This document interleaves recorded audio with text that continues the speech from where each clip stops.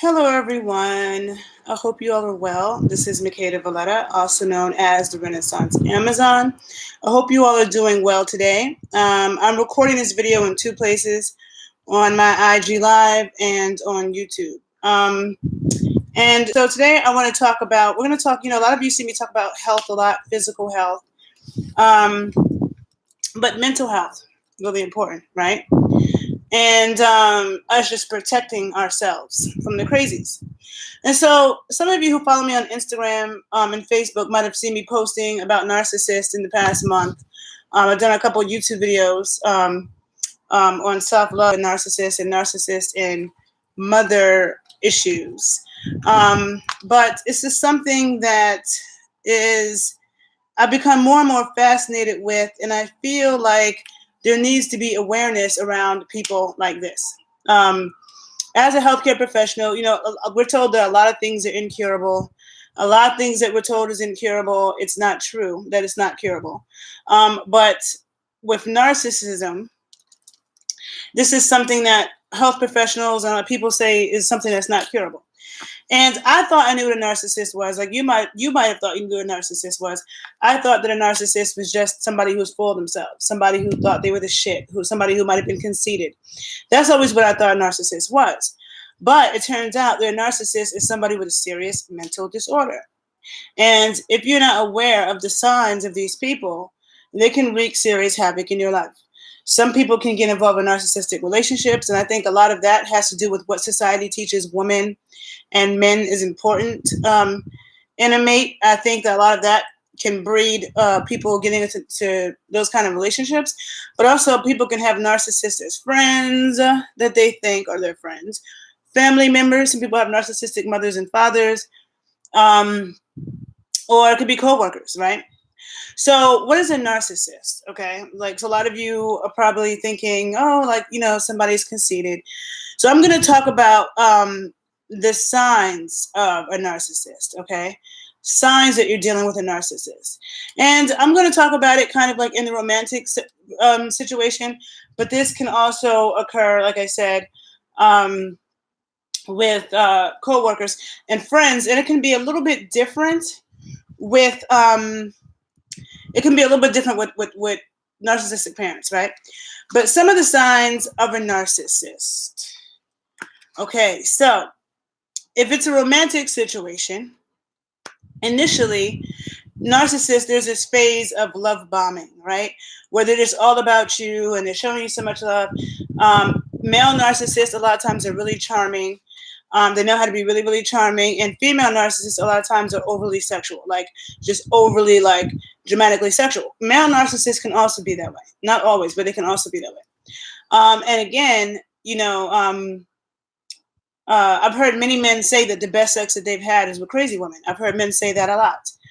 And so, yeah, that crazy. So a lot of times, the female narcissist, she's all about the man. She's just overly erotic, overly sexual with him, and that's how she pulls him in. The male narcissist may be that way, but the male narcissist overall is very charming, and he seems like, whatever it is that this woman wants, he seems to match that because they study people. And so they will kind of mirror that, but it's not real, right? So in the beginning, everything seems so great and everything. As time goes on, and it's usually not that long, usually in the next 3 or 6 months, you'll start to see that this person's actions don't back up their words. Narcissists a lot of times have horrible childhood trauma. And when you meet them, they'll be telling you, a lot of times they say they're molested, or they have some horrible childhood trauma. And sometimes they're isolated from their families as well because of that. And so if you're somebody who's an empath or somebody who's empathetic, you could feel sorry for these individuals and think, okay, whatever issues that they may have, you're like, oh, that's how they are from their trauma. Well, a lot of narcissists have childhood trauma. I don't think I've met any that don't. And it creates a need for validation, right? Now, this doesn't mean that everybody with childhood trauma is a narcissist, but every narcissist has childhood trauma, right? And especially with the mother and father and that being neglected. So a lot of times they have validation issues, and they're always trying to seek validation. I think that a lot of times in relationships, the men are looking for a mother, and the narcissistic female is looking for a father. Now, somebody should not be looking for a parent in their spouse, okay? A woman should not be looking for like the father's love in the man that she's having sex with and building a romantic relationship with. And a man should not be looking for a mother in the woman that he is having sex with and building a romantic relationship with. But that's what a lot of narcs do. They need what people call supply. So they need people to always adore them, shower them with that attention. They're attention hungry. So, and they also like drama. So in a relationship situation, they may commit to certain things. Like they'll tell you verbally, like, they find out what it is that you want, and they'll tell you verbally that, that's what they're on that too. But then within a few months, you start to see that their actions don't back that up. And a lot of times people's intuition will tell them that. Then here comes the gaslighting, because narcissists, a lot of times, they're pathological liars, right? So a lot of times, if you pay attention, you'll notice that they tell on themselves, right? They tell on themselves, and you and your intuition can see through them sometimes. And because they're good manipulators, they're very manipulating people, they can be kind of good at convincing you that you didn't see or hear what you just heard, that they didn't just say that, they didn't just do that. And they purposely play these kind of mind games, and it can mess up people's mental, or like 1 second, they're the same thing they were praising you for. They could have met you and you were who you were, and they were acting like they loved who you were. And then a few months later, they're insulting you about those very things that they thought were so amazing in the beginning. So they tend to always do that as well. They flip things around, like the things that they were praising you for, they then use to try to insult you for. They are very insecure and damaged people. And the people who, and if you look, there's a lot of really good blogs on YouTube about them. And there's one in particular, one man in particular, who I'll post some of his videos underneath my YouTube under this video, but it's ASSC Direct. He's very good at speaking about these individuals, and when you look at the videos, you can see all the comments below with people talking about their experiences with narcissists, people who have had babies with them, which is like a horrible situation a lot of times, because the manipulation games they play never ends, and they like drama. They like to make people miserable. A lot of times they will even smirk at somebody's misery, okay? Because they kind of feed off of that. It's what they call narcissistic supply.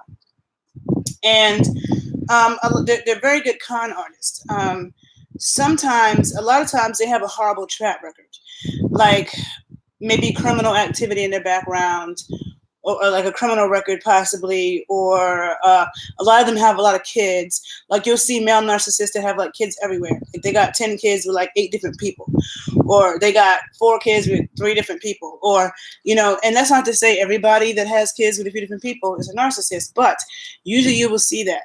Some narcissists don't have kids, but usually from what I can tell, a lot of narcissists, they'll have these kids, but they're not present in their kid's life. They'll take pictures with these kids and act like, for show, but they're not really there on a day-to-day basis. They're not really there for their kids in that way. They're very selfish people. They're actually children themselves. They're like big children. They're stuck in their childhood from that abuse, and it's kind of like when they say abusers abuse people, they're very mentally and emotionally abusive. In some situations, they can also be physically abusive as well. Narcissists never admit to being wrong. So they'll be like blatantly wrong, and they'll never admit to it, to the point where sometimes you'll think they're kind of slow, because narcissists, they're good actors at first. So they can make it seem like they're smart. But once you try to get into deeper conversations with them, you realize they don't have the capacity to do that, because they're not really that smart. It's like some surface shit. It's like they study people. They study what to say to sound a certain way. They study what to say to sound nice. They study what to say to sound compassionate. And anything outside of that realm, they can't deal with, And so it's an act. So if you try to get into a deeper conversation with a narcissist, you realize that they can't maintain a deep conversation, because their brains aren't that complex. They're very lightweight, simple-minded people who try to act to the world as if they are competent, educated, smart people with critical thinking skills. They're not. Another thing about narcissists, they have very bad judgment. They tend to, like in a romantic situation, they tend to hop from relationship to relationship to relationship, never long term, because they're users. So they are usually with somebody because they want to use their resources. They, a lot of times, male or female narcissists, a lot of times their life is in shambles. I mean, like, you have different kinds of narcissists. You have overt and covert narcissists. An overt narcissist would be like a Donald Trump, who is rich and powerful and really doesn't care. Like, he has no shame at all. And he just is totally like a total asshole and feeds off of being an asshole, right? A covert narcissist is more secretive about it. They try to hide it. The overt narcissist doesn't try to hide their assholeness. The covert narcissist tries to act as if they're like the stand-up person, and that people should trust and love. And so a lot of times with a narcissist, the problem is when people get married to them and have kids with them, the issue is that a lot of times what they do, like, you can have a situation where somebody's with a narcissist and that narcissistic person is abusive, right? It could be a woman that's being abusive to a man. It could be a man that's abusive to a woman. But this person who's being abusive, the narcissist who's actually abusing their partner, is going around telling people, it could be family members, friends, telling people that they're the ones being abused. But really, they are the ones doing the abusing.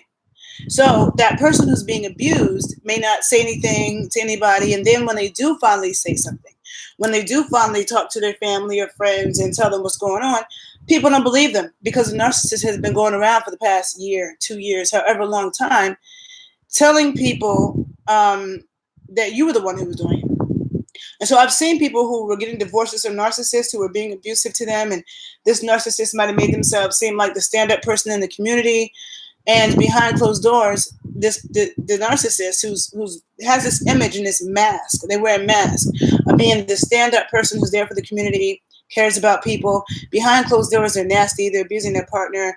They're not really there for their kids. A lot of times they have kids, but they barely care. And so this mask that they're wearing for the public is not who they really are.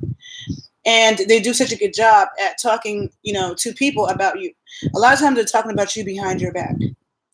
And narcissists do things, and this could be friendships too. You could have a narcissistic friend who you think is your friend, and you have another friend who you're mad tight with. This narcissistic friend is jealous, and they want to break up your friendship. So they might go in and they're talking to both of you, and maybe one friend A, says that friend B gets on her dinner sometimes because of something. Not a big deal, just whatever. And this person in the middle goes and tells friend B, oh, person A was saying this about you and that about you. A lot of times narcissists will exaggerate it and add extra shit just to add fuel to the fire. And then they'll go back to person A and say, oh, person B said this about you. So they're in the middle, and they want to create a situation where people think they're being betrayed, and thus breaking up friendships because they don't want to see it.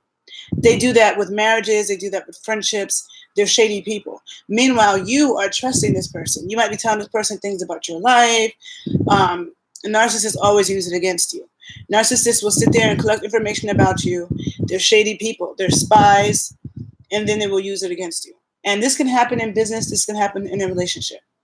So these are like different signs that you're dealing with a narcissist. And since I've been learning about it over the past 5 weeks, I've started to realize that there's so many narcissists around me in my life. People I've done business with, people who I've done with friends, people who I was in a relationship with, so-called. And then I'm talking to other people, and it's just really coming out like very, very clear about them. And so some people end up being with them for 10 years, but they're very manipulative individuals, and they're people that you can't trust. And mental health experts say they're not curable. Don't try to cure them. Don't think you can help them, because a lot of times, even when somebody breaks up with them, they will come back begging and pleading as if they change. And it's really what they're doing.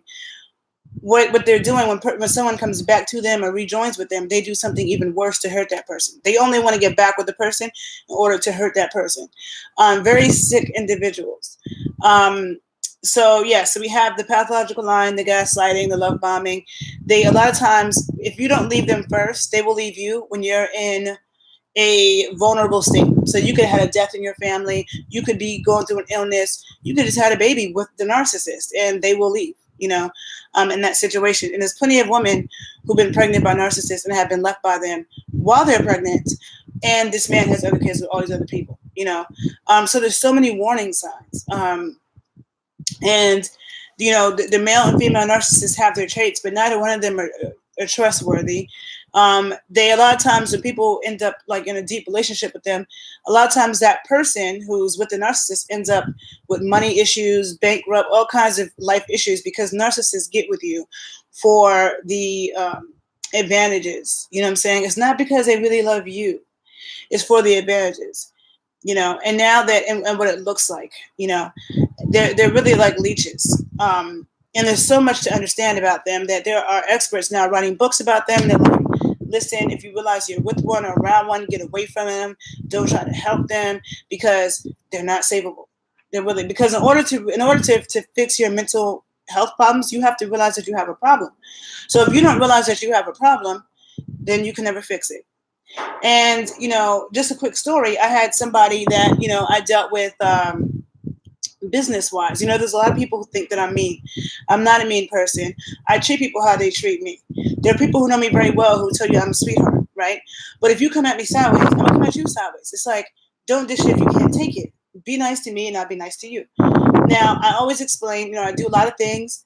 I'm busy. I am my business. So when people write me wanting to work with me, like, be clear and concise, like, speak well, write full sentences, be clear about what it is you want, you know what I'm saying, so we can have this conversation. Now, people, when you work for yourself, I have a video called Being a Boss, but when you work for yourself, a lot of people don't respect that. People don't respect your time. This has been like a forever battle, you know what I'm saying? So, it's like, over the past couple of days, I've been really thinking about my boundaries, because a lot of times when I work with somebody, somebody could be paying me, I could be doing a session with them that's an hour long, and I get there and I don't want to make them seem like as soon as I get there we have to, like, clock starts. So we want to talk for 15 minutes. I'm flexible with that, but then I'm not trying to sit there and talk to you for an hour or for 90 minutes until we get started. Or if we're supposed to work together from 7 to 8 p.m. and you get there at 7:30 p.m. and I have to go stop at 8 and we go from 7:30 to 8, you can't be mad at me because you were the one who was late. And I'm finding that a lot of people act really entitled, especially in me dealing with men. And it's not everybody. Some people have good sense, but a lot of people act really entitled and they don't respect your time, and then they're nasty about it. They can't even apologize when they're blatantly wrong. And I was going to tell a story. I'm not going to get into it because I've been important enough, but it's just me and my boundaries and who I deal with. And for now, like, my patience for dealing with narcissistic people, ungrateful people is like no and done with. Like, there are people who contact me. I'm sitting here minding my business. You contact me because you want to work with me, because you think that, whatever it is you're dealing with, I'm one of the few people that can help you with that. But then you want to be incredibly disrespectful. Like, that doesn't work for me. I don't allow people to disrespect me. Some people might be that desperate for money. Some people might be that desperate for love, but that's not me. You know what I'm saying? If you disrespect me, I'm going to disrespect you back, and then I'm going to dismiss you. Because I believe in bullying bullies. I treat people how they treat me. You know what I'm saying? So just be, yeah. So I just had to do this video on Narcissist Awareness. I mean, I see them everywhere, like, especially when I tell people, like, on reality shows, like Joe Buttons is a narcissist, the way he treats Sim Santana, you see them everywhere. Even on, I was watching Ayanna Fix My Life. I find that show interesting sometimes. There was a mother on there who lied to her daughters about saying that the father molested them as a kid and, made them believe this lie all this time.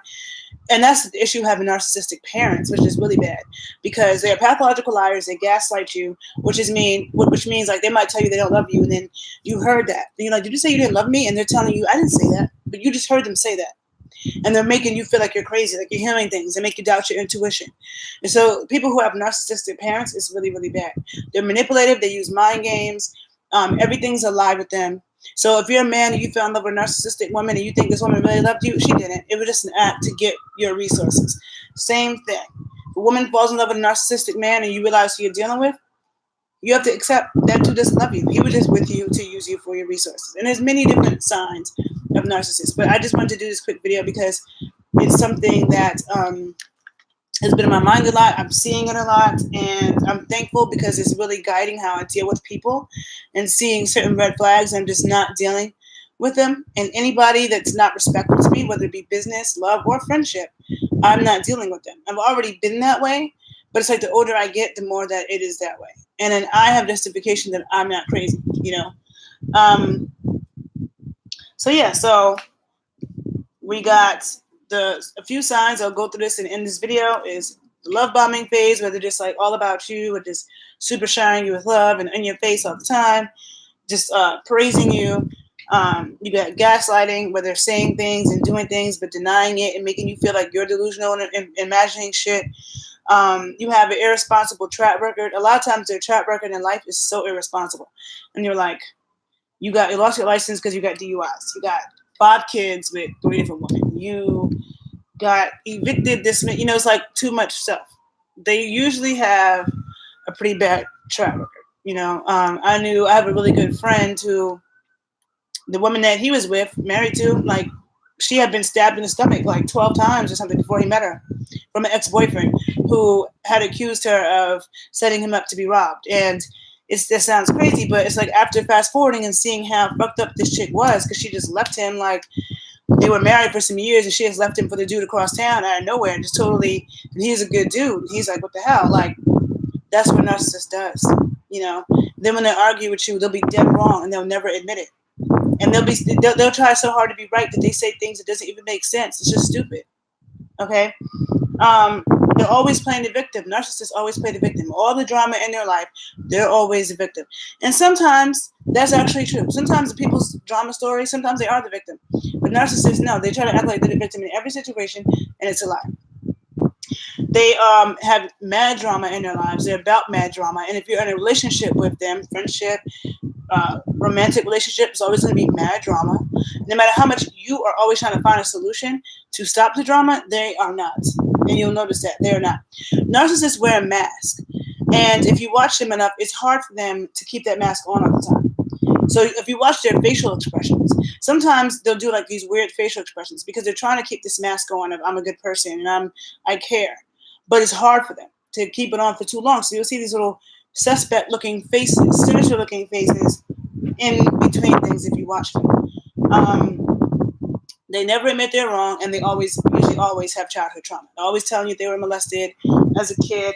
But they're such evil, fucked up beings that you stop caring about that, you know. But that's how they get people a lot of times.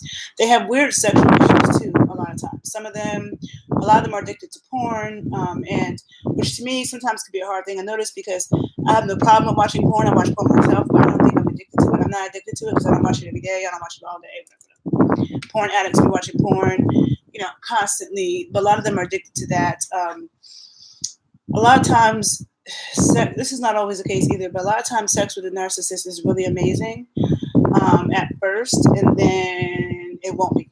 You know, then it becomes less and less, or they stop being as involved, so it's not as good, but they'll get you at first by making it so amazing.